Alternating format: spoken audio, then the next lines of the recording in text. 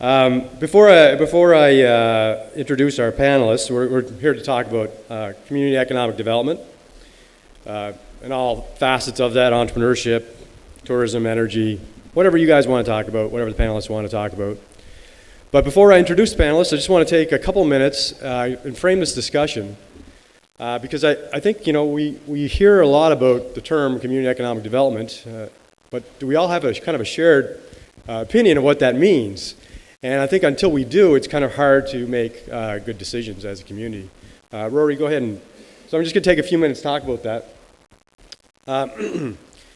So I believe that community economic development really means distributed wealth that improves the quality of life of the people in the community. And so by distributed wealth, we mean not just a few people getting wealthy, although that can happen and that's good too. But really, it's trying to make that wealth get distributed as much as possible so that kind of rising tide lifts all ships, that common phrase that we know. So it's really about wealth creation because obviously to live and improve quality of life, you need money, and money makes the world go round in some ways, not to diminish love and family and all those things, but you kind of need money to make things happen. So from an economic perspective, the economic word in economic development is really about wealth. Next slide, Rory. So let's talk about just a simple concept of how wealth is created. Because again, it's not one of these things that we think about very much. So I have three examples here. On the bottom left is the Red Island. And that's an example of, let's say you walk into a store and you buy a product for $75. So you walk into a store, you pay $75 for a product. Chances are, because that product was not made here, $50 goes away, never comes back. $25 stays. And that contributes to the store that you bought it from, salaries, electricity, taxes, all those things that business has to pay for. But essentially $50 is gone, and our wealth as an island has diminished because that money is never going to come back. So it's not a great example. Of course, we do have to buy things that aren't made here, but we're talking wealth here. The next example, the one in the middle, I'll use Alicia Lake's concept of growing food locally and buying it locally. So if we grow our food here and we spend $75 on that food, that $75 stays in Cape Breton. So it's not diminishing our wealth in any way. And that's obviously very good.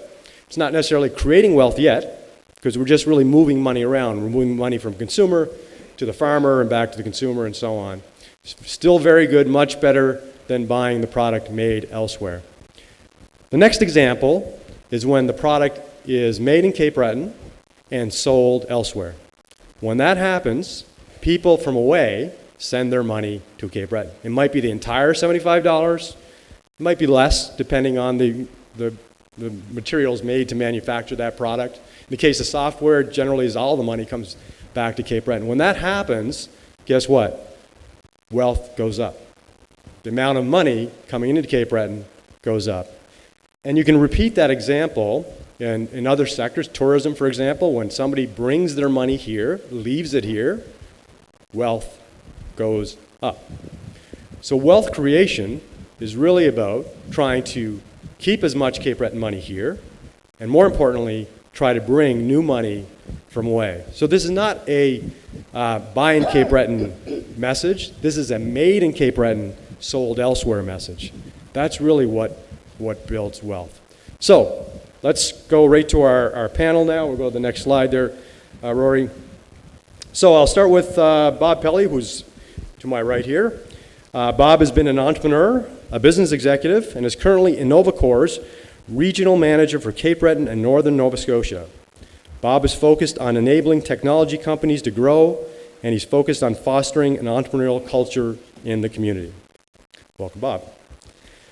Next to Bob is Steve Lilly. Steve Lilly is an engineer, an entrepreneur, and the co-founder and president of Protocase, a local manufacturer of custom electronics enclosures. Steve is also chair of the New Dawn Enterprises and is working to develop a local capital fund to invest in local businesses. Welcome, Steve. Next to Steve is Bert Lewis, who I haven't seen in many, many years, and I was saying he's looking younger. Bert is the business development manager at Mulgrave Machine Works. Bert has had leadership roles at the NSCC Strait campus in Port Hawkesbury and has served as councillor and deputy mayor for the town of Port Hawkesbury. Welcome, Bert. And on the end, we have Danny Hansen. Danny is Vice President of Sustainability at Louisburg Seafoods.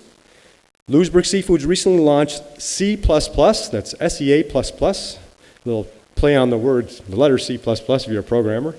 It's a little geek talk for those of you out there.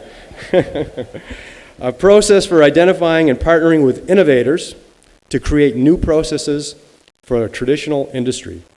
And Danny is also a former counselor, and he was telling me how much he loved that job 20 years ago. He's a former counselor, CBRM, I believe, Danny, is that right?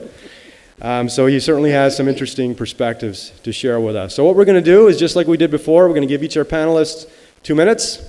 We'll start with Bob, and then we'll go down the line, and then we'll open it up for you guys to participate. Bob, take it away. Thanks, Matthew.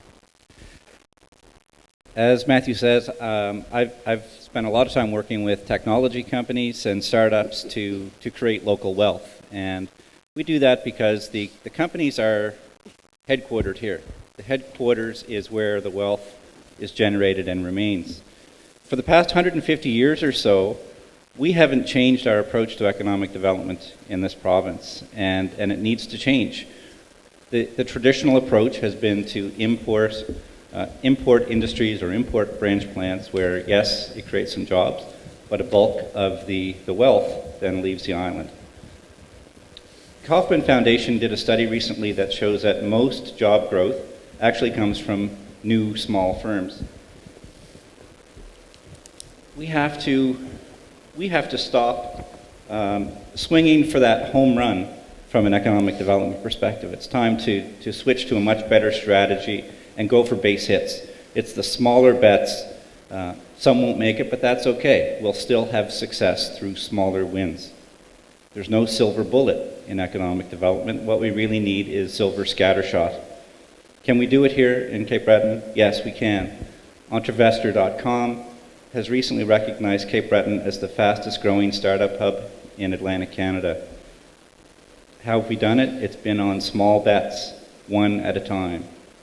If you look at some of the great success that has happened, a great example right here, Protocase started with 2 people. Where are they at today? Incredible. Mercado Digital, 8 years ago, it was 2 folks. They now have 16 employees. A year ago, a company called Ubique started. They now have 12 employees, creating local wealth.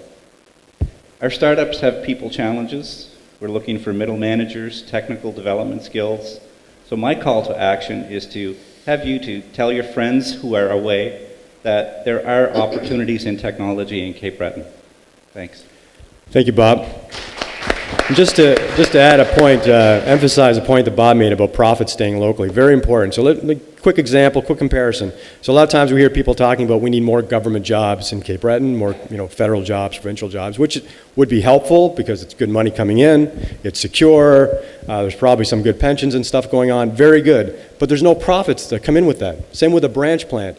If the owners are not here, the profits don't come here. And what's important about that is not about making some people wealthy. It's the fact that if local people have extra money, particularly extra wealth, they will reinvest it in creating new businesses. In fact, Steve may talk about that, where success of Protocase, they spun out another business. In fact, with the success of Protocase, I spun out a business based on their capabilities. So what it does is it feeds itself. It keeps growing upon itself. So Stephen, please, tell us your story. Well, I had some thoughts in my head and what I was going to say. Unfortunately, I'm going to sound like a broken record because I'm just going to reiterate what I heard in the last 2 folks here. So earlier, Matthew mentioned $1 billion, and $1 billion is a heck of a lot of money over 20 years. But I think it's right. When I look back and I look at the amount of monies that have been invested into economic development programs, it probably is in the order of $1 billion. And unfortunately, it hasn't worked. In 20 years, we've really gotten nowhere.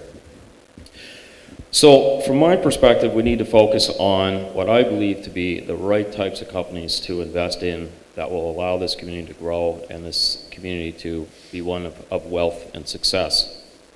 I'm going to be repeating what's been said.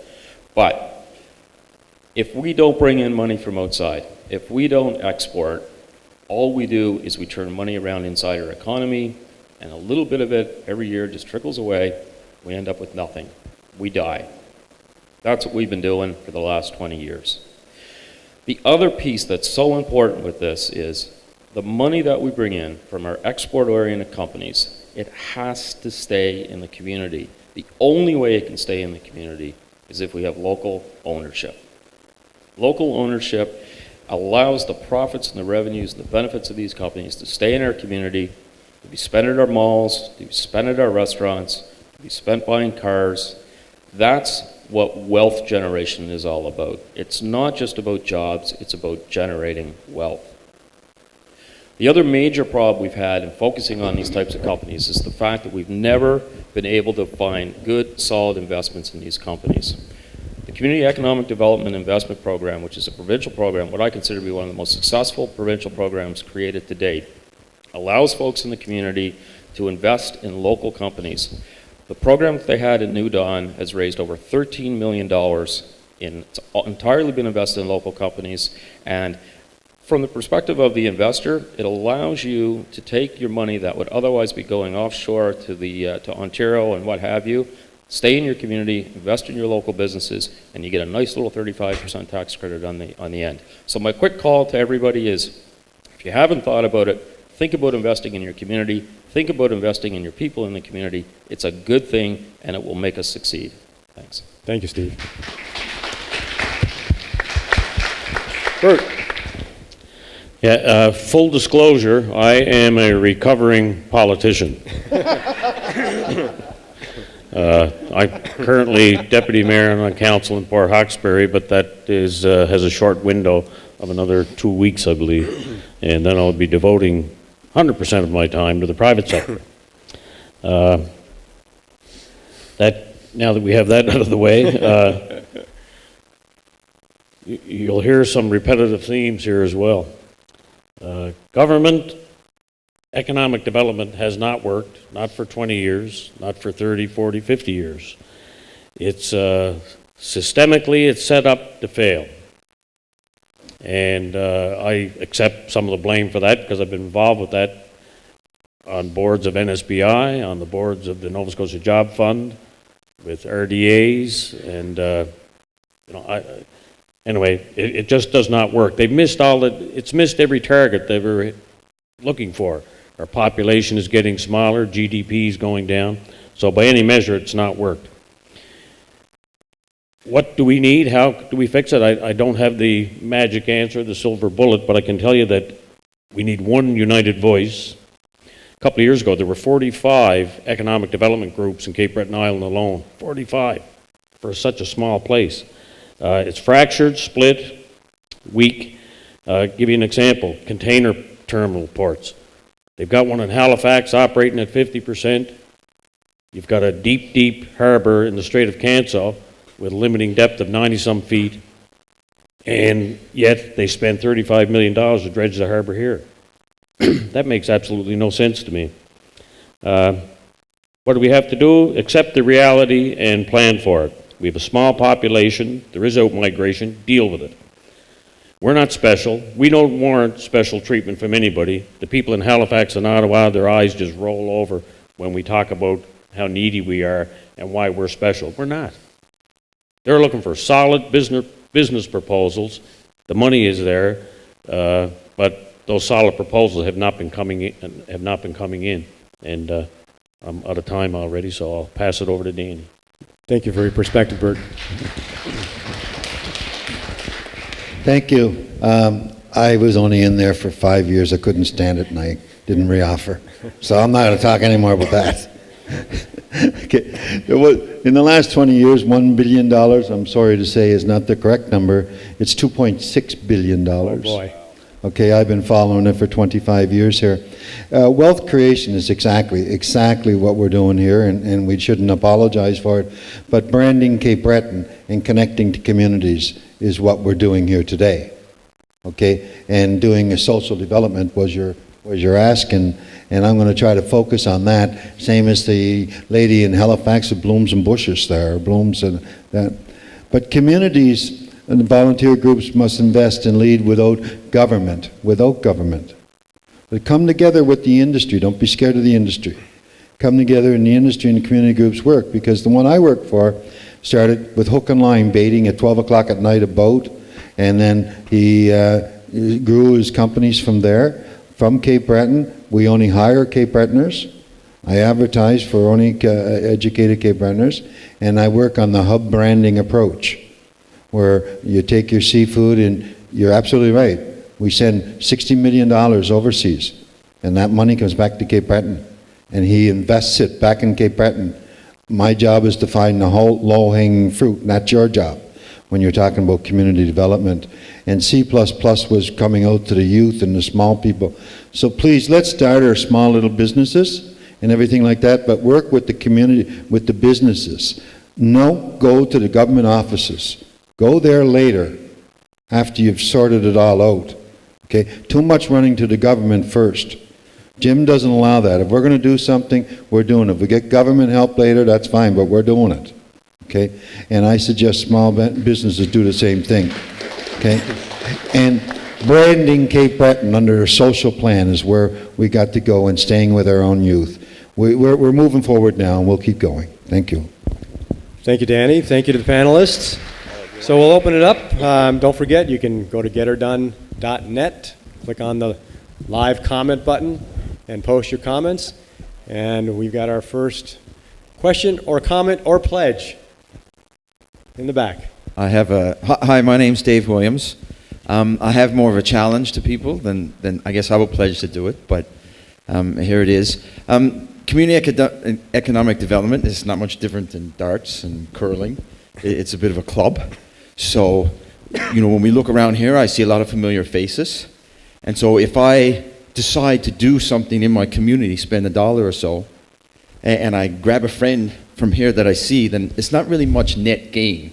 Because chances are, for example, if I just say I'm going to go to my local coffee shop and instead of going to Tim Hortons, and I grab my friends, chances are my friends in my community economic development club are doing that already. So my challenge to people is to go, it kind of relates to what Stephen said, but is to take an action and go outside the community economic development community and, drag your mother to Dr. Luke's or something, or someone that you know is more likely not going to be part of that activity on their own. So, we've got a club here. What we need to do is start a movement. And how you start a movement is you recruit. So you go outside your comfort zone, collect somebody, and bring them. The reason I talk about my mother is a classic example. My mother loves Tim Hortons. My mother's from Newfoundland. She comes up to visit me. She's a Tim Hortons person. That's where she goes all the time, Tim Hortons.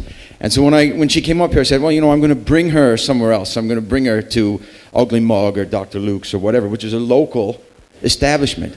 And now when she comes up, she still goes to Tim Hortons, but she also says, let's go to that place that, with the funny mugs and so I can go and have a coffee there. That's really quaint. So her dollars now, when she comes to visit me, some of those dollars, they still go to Tim Hortons, but some actually stay in the community now. So I think we need to look outside our comfort zone and recruit people who are not thinking the same way that we are. Thanks. Thank you, Dave. So I think what you're saying is you're requesting that within our own individual circles of influence, we try to share local experiences with these people so that they can participate in that. Hi, my name is Jim Hadicott. I have to admit, I'm a recovering public servant. And you all know how a public servant winks. They open one eye. Right, Marty? Please wake. 25 years ago, when I worked in economic development, spent that $2.6 billion, one idea we came across came from the University of Waterloo, Professor George Soulis, was the concept of the ghost labor force. I don't know if many of you remember it. And the idea was it's not just 100,000 people or 150, whatever's in Cape Breton. It's all those people out there, Cape Bretoners who've moved away, who are successful in their own career somewhere, who would be willing to come back to Cape Breton. And I can see some of those ghosts here, Bob and Matthew and Doug. I'm not saying they're the Walking Dead, they're ghosts. And anyway, Richard as well, of course. So you have the platform now. We didn't have it then. There was no way for us to contact that ghost labor force. We sent out mail outs. and we physically got on a plane and went to places and tried to get a bunch of Cape Bretoners together at the maritime clubs. Today, with this technology, Matthew, congratulations on goCapeBreton.com, by the way. That is an excellent platform. The only thing I would say is, there's your labor force. They're there, they're willing. And I wouldn't say that you tell them what you want them to do. Ask them what they want to do. Because nobody told you to start your business, or Richard, or Doug, or Steve. You guys came with the idea. I remember when Richard came one time and said he wanted to do multimedia. And my question was, what's multimedia? So the ideas are out there, the people are out there, the willingness is out there. Use your platform to get these people back here. Thank you. Thank you, Jim. And May I? you're right may I that. comment to that? Let me. Yes. Let me say one quick thing to Jim. One of the objectives of goCapeBreton.com is to allow the expatriates. I believe our expatriates are the largest untapped resource that we have as Cape Breton. But we have no way to give them a meaningful contribution, a way to contribute back to the community if they don't want to move back or aren't ready to move back. And we're hoping to be able to do that with goCapeBreton. And the last thing I'll say before I turn it over to Steve is that if you don't like me, by the way, Jim Attica is responsible for bringing me back. So the blame lies on him for bringing myself and my wife, Joni Cunningham, back here. So, Steve. So I may make some enemies for saying this, but I do agree with everything that's been said here. But you have to understand, if you're going to create companies that are going to compete on the global playing field, they have to be the best at what they do. They have to be nimble, they have to be agile, they have to be innovative, they have to be creative, they have to be able to respond. Those companies need the best people they can get. I don't care if it's a Cape Bretoner, an ex-Cape Bretoner, someone from Halifax, or someone from India. We've got to bring the best people here, and that's part of an immigration strategy that works too. You've got to be the best. You need to attract the best. We can do it. We do it at Protocase. We have, I'm going to say 90% of our staff are Cape Bretoners, which is wonderful. It's great, probably even 95%.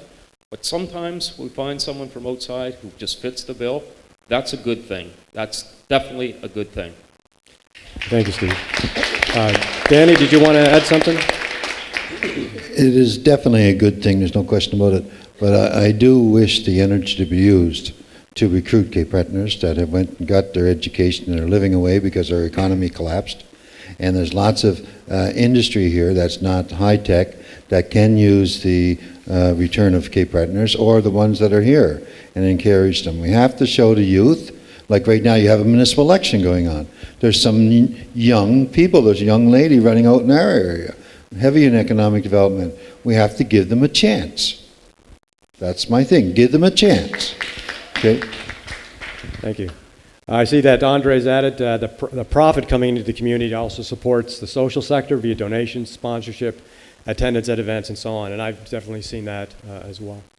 Who do we have? Doug Milburn has a... Sorry? Oh, I'm sorry. Somebody's already standing up for it. Go ahead, and then we'll go... I just actually jotted a few notes here so I wouldn't have to get back up again. My name is Patsy Ledbeater, and I am one who left to get my education. Stayed in Toronto for 30 years and came back last year after craving Cape Breton for the 30 years that I was gone. I'm actually in a plan where I'm trying to get my son and my sisters and brothers' kids to get their education down here and stay here. We need to recruit them from school, not give them the opportunity to discover that there are jobs other places and apply other places, get accepted before they are offered anything from here. So that's one thing we should start with is headhunting in the schools before they get a chance to leave, 4 or 5 months beforehand, not a month before they already have their offers and they will leave. Dr. Luke's comment, when I first moved back last year, I wanted to meet someone at 7 o'clock for a coffee. Not possible at Dr. Luke's. We went to Timmy's, it was closed. Dr. Luke's was. And last week, I think Mr. McSween was having an event at Dr. Luke's and they said they were going to stay open late after 6:30. That's a joke. Cape Breton needs to have their businesses open past 5 or 6 o'clock so I don't have to do everything at lunchtime. When I came back from Toronto after 30 years, it was a joke to me and to my brother who came from Brampton after 25 years. He moved back 2 years before I did. There's nothing open. I'm trying to get my computer cleaned out. My mother has to walk it down on Plummer Avenue to get it done for me because he's not open past 5 o'clock. I have a job. In order to keep my job, I need to stay in the office. So the other comments were, let me see, why I left and why I came back. I'm promoting Cape Breton to everyone. I'm tweeting like crazy, getting 3, 4, 5,000 hits on one picture. We know it's beautiful, but we have to do other things besides show the beauty of it by sticking together. I have had friends from away, from the UK, from here, who say we support each other. Well, that's the best thing that we do have, is that we support each other, but we need to stay open in order to go shop at each other's shops. Thank you, Patsy. Just to share a personal story, when I moved back, my wife and I moved back from Toronto. Toronto had Sunday shopping, Nova Scotia didn't at the time. And when you're working 80 hours a week, it's kind of hard to schedule your grocery shopping and so on during regular hours. So it was very helpful for us for Sunday shopping. But on the other hand, I see it from the other side too. I grew up in a family with a small restaurant where my parents worked 16 hours a day. It's very difficult to keep it open beyond regular hours when there's not a lot of traffic locally. So it's a real challenge. I think it's a real difficult for small businesses to balance that, the needs of us as customers, but then their own capabilities to do that. But I appreciate your feedback. Thank you. We hope so. We hope so. Who's got the mic down here? Who's got Doug, please. Yeah, I just want to say I found it fascinating how many people said in the last session said, how do we get the attention of the government? I'm just going to say, my whole lifetime, you're immersed in it, and sometimes you can't see it. It's like we've been waiting for government to solve our major community problems. But it's my whole lifetime, 50 years, it's declined. Everybody's, what's government going to do? What's government going to do? Anyway, great comments from up there about, we're a private sector community. Start a friggin' business, sell something to somebody. Government will tax. Most of that will leave. Okay? Halifax is doing great. Massive quantities of civil servants. NSBI, Bert, how many people work in Halifax? Almost all of them. Yeah, and you talk to them, their defense sector, they don't even know that Protocase exists and are a major supplier to defense. They have no idea. They don't care. Okay? So that money will suck on out of here, and it will leave. It's the way it is. Start businesses and prosper. That's it. But this whole thing of, how do we get our politicians' attention? Well, we've had it for a long time, and they just play games with us and get nowhere. So our solution is here. We're it. So, anyway. Thank you, Doug. I'm going to throw out a question to you guys as part of this. And one of the challenges that I see, somebody who started a few businesses, trying to grow businesses, is as much as we don't want to depend on government, our private sector, in most cases, is pretty weak. I don't think we have a lot of strong companies. We have a few, of course, but maybe not enough that are able to invest and able to reinvest in small new businesses and so on. I was talking with Dave Connors a moment ago, and he was saying that it wouldn't be great if there was a list of local businesses that were signed up and willing to try new products created locally, because that would give us that opportunity to test those products locally, find a customer locally, but it's so difficult going door to door and finding that. So how can we balance this catch-22 where our private sector may not be strong enough, so we're kind of dependent on government, but we don't want to be dependent on government. How do we find this balance? Bob, and then... I'll start. That's a great suggestion Dave had about the list of businesses. I think if our municipalities also did the same thing, if they were open to being the first customer for local companies that are trying to build new products, that would be a wonderful thing. Another thing that really, to build a company that has the world as a market, you need to be solving big problems. And part of our challenge is identifying big problems that need to be solved. And that's what was wonderful about Louisbourg Seafood's initiative, C++. They highlighted problems that they were experiencing firsthand in their industry. And they opened it up, again, to I think Dave's point or somebody's point about sort of worlds colliding. They opened that up to another industry sector and said, please help us come in and solve some of these problems. And it gave people an opportunity to solve a real world problem that you could take global. So I think doing more of that will also be something that would be very helpful in this situation. Awesome. Danny, you had a comment, and then we'll go to Bert. Go ahead. Oh. Yeah, I do some work with Mulgrave Machine Works, a metal manufacturing company, and we've sent pressure vessels and heavy metal fabrication projects all over the world. A heck of a lot of work in Alberta, of course not lately because of the downturn in the energy sector, but we've sent a lot of work offshore Newfoundland. We've had, surprisingly enough, material that we fabricated and sent to India, and that one really threw me for a loop because that's where the cheap stuff usually comes from. But through SNC Lavalin, we had a relationship and they needed something called an acid-based sampling pot, and we were able to build that out of stainless. We sent that off to them. We've had product go to the Middle East in the oil fields. And the reason we're able to do that is because we're certified and recognized at great expense, with some assistance from government, I might add, by the way, to get those certifications, like ISO 9001, ASMEU stamp certification. And that's kind of the role that government can play in assisting local businesses to be competitive globally and to compete on the world stage. I do want to make a comment. Patsy mentioned, if we build it, they will come. That reminded me, that was the very thing that Stephen Harper said when he came here and announced the $35 million for the dredge of this harbor. He was asked, why are you dredging the harbor? Who's going to come here? They had a media scrum right after the announcement. And he said, if we build it, they will come. And to me, I was thinking, my God, what a weak reason to spend $35 million. I don't begrudge the money. Because the money's out there, we can have it. But let's have some solid business cases that have a high probability of success. That was one that, like I'm telling you, when I leave here, Dave mentioned his mother. I'm going down to my mother's in the pier for bite to eat. And I look out her back door off the deck, and I can see where they did the dredge. I can see where they deposited the dredge material. I grew up in Sydney Harbor.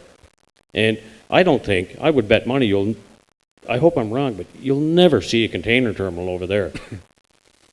Thank you, Bert. Okay. Thank you. Some of us are trying to hold back in both directions, I think. I will. I wish to speak just strictly to the community part that we started with, how to get people starting businesses, okay?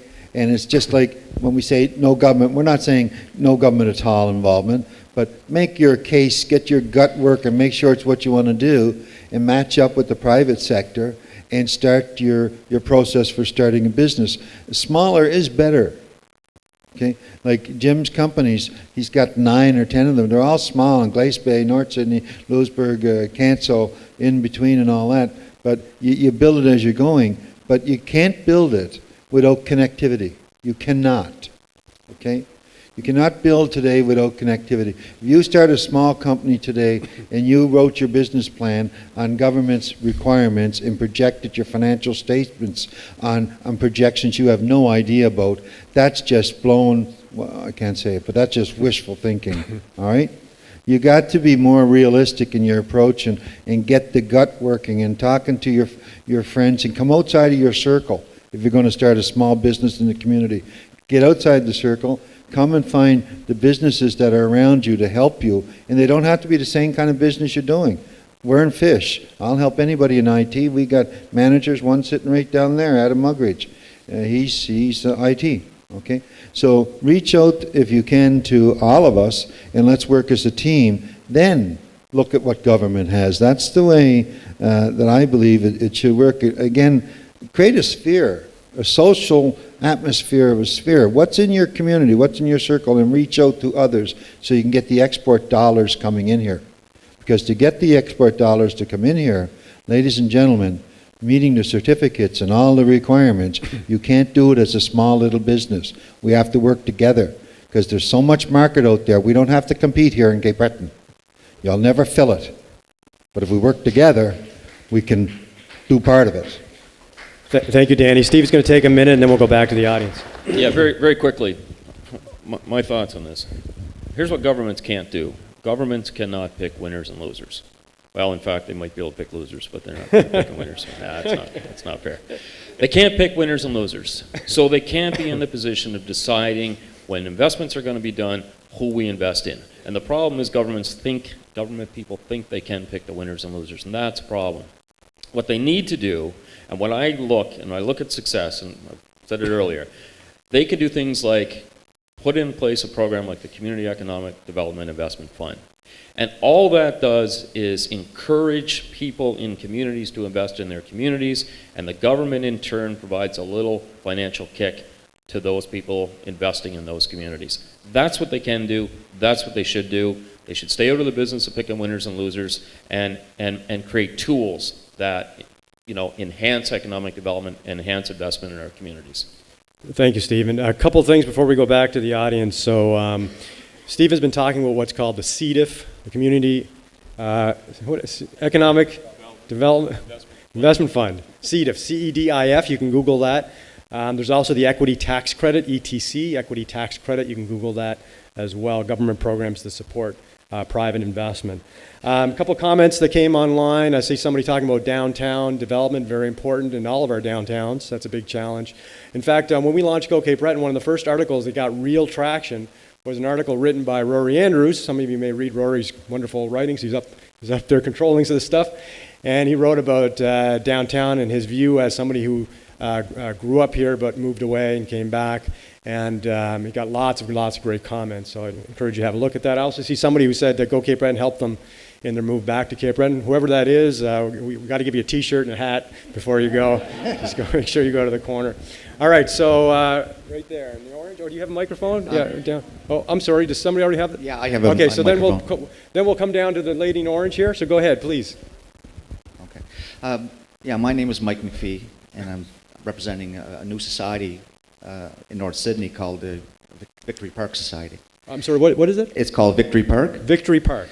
It was actually in yesterday's Cape Breton Post, sort of a half-page story. What we're trying to do, I think it ties in with here, we're trying to bring a new green space to downtown North Sydney, and it's in an area, it's between it's about a 3-acre spread between between the ballast grounds and the Irving Station. And right now, it's very undeveloped. It's actually been hidden from the community, I think, in a sense, with old buildings and kind of a garbage. It's been sort of unbelievably a bit of a dumping site for the last 15, 20 years. There was good industry there before, but it's gone.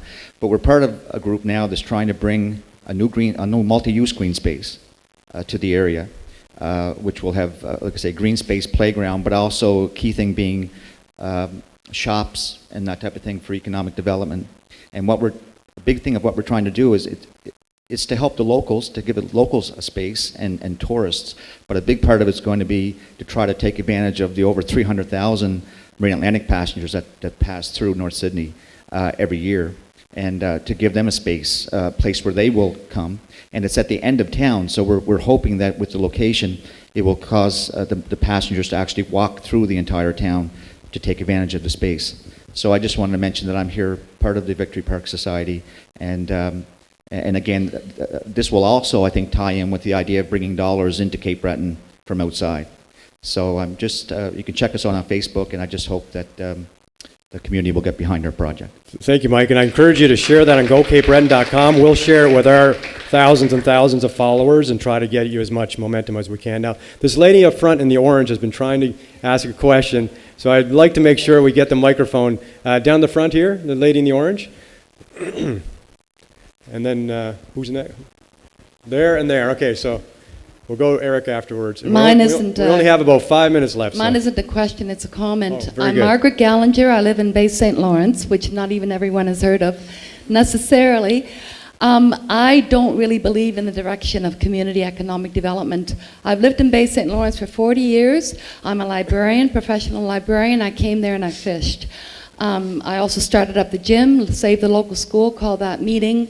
I've done many things, but I believe that what we need more than community economic development is we need a community organizer, because Bay St. Lawrence, the churches, the schools, the fishing, the tourism, we need to, the credit union, I'm on the board, Central Co-op, I was president of the board of that for a while, our grocery store. I think the most important thing we need out there is to bring the community together. I used to be a community organizer in London, Ontario a long time ago. What we need, 100 years ago, Cape Breton stood on its own 2 feet. That's been written down. There was a pride here, there was a confidence here, there was tremendous resourcefulness and initiative. That is lacking in our community. Our community, Bay St. Lawrence, is draining. So what I think we need someone to bring us back spirit, bring us back. We need someone younger than so many of us old types. And I believe that the community within itself, if that spirit is garnered, if it's organized, I believe that we will figure out a lot of our own creative solutions to the problem. Thank you, Margaret. And one of our hopes with this event, you know, those of us who go to many events, we see the same faces over and over again, same people volunteering their time and effort. Of course, some new people come in, but our hope with this event is to show a path for those others who do want to participate, but they don't know that first step. And our hope is that by seeing this event, being at this event, seeing it online, some of those new people will come up, some of that new energy will come out and help with that. So thank you for that, Margaret. Eric, and then we maybe have one more after Eric. Thanks, Matthew.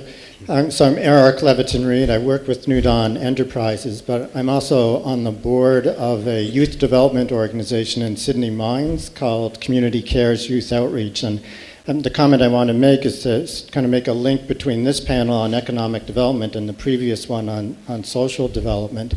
Community Cares works with low-income young adults and their young families. And one of the many things that we've been working on to support those people in their efforts to secure the kind of lives that they want is around youth entrepreneurship. So we've done a few youth markets, and we've made contact with young adults from low-income families who are pursuing entrepreneurship. We want to try to provide more supports for them around entrepreneurial development.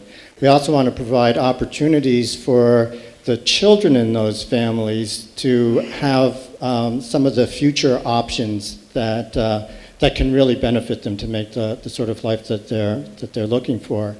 So I'm interested in making kind of a pipeline into some of the bigger kinds of entrepreneurial economic development efforts that we're talking about, and building that entrepreneurial culture for everybody, including people like Community Cares works with. So we're doing some things already. I think we're going to do a Kids Learning Code program at Community Cares for some of the young kids over there in these families. But we'd also like to provide more supports around entrepreneurship, both for the young adults and for the kids. So the action pledge that I'd like to make today is to connect with a number of the people on the panel and in the room around the sorts of supports that maybe we could put together in terms of a program with a group like Community Cares who has contacts with some of these young people and their families, and expand the opportunities that entrepreneurship can offer to everybody in the community. Thank you, Eric. And I didn't know you were working on entrepreneurship. And as some people know, MediaSpark has entrepreneurship products that we've sold around the world. And so first thing I'll do is I'll donate any software you need, thousands of dollars of software to do whatever you need to do to be successful here in Cape Breton. So come see me for that. And Matt, who's talking to me? Oh, there you are. So I was going to say, I'm going to give you guys like 30 seconds each, and we'll wrap it up, okay? I just want to add to that point. Look, first of all, anything we can do in terms of entrepreneurship development is absolutely critical to this community. I just want to throw it, so I guess all of us, Doug as well, Bob, are involved in a program called Mentor Connect, which is an organization that helps bring more seasoned entrepreneurs in with young entrepreneurs to help coach them, help mentor them. Mentor Connect. Yeah. And anyway, just for the folks that are involved in those programs, Eric, might be really good if we could start to tie those organizations together, and maybe we can find some way to help support that as well. Thank you, Steve. You guys have any 30 seconds to finish it off for the panel? Danny?